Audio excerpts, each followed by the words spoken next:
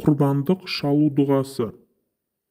Құрбан ретінде шалынатын мал құблаға қарата жатқызылып, дұға ретінде мынау аят оқылған абзал. Инна салати ва нусуки ва махияя ва мамати лиллахи раббил аламина ла шарика лах.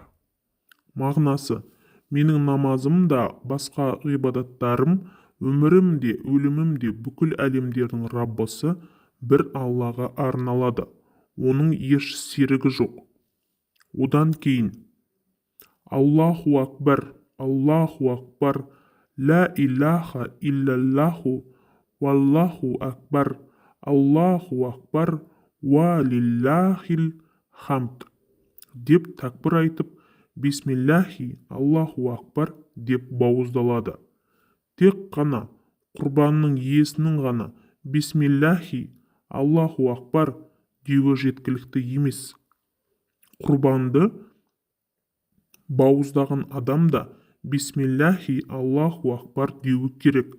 Әдейі ұмытпастан бисмиллах деп айтпаса, құрбанның етін жеуге болмайды.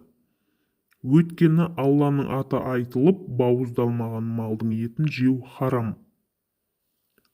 Құрбанның иесі құрбанды бауыздайын деп жатқан қасаптың қолының үстіне қолын қойып, бірге бауыздаса, екеуі де бисмиллах деп айтуы керек. Сойылатын мал құрбан ниетімен бауыздалуы шарт. Малдың жаны шыққаннан кейін барып қана терісі сыпырылады. Жаны шықпай жатып басын кесіп алып тастау немесе терісін сыпыру мәкрух.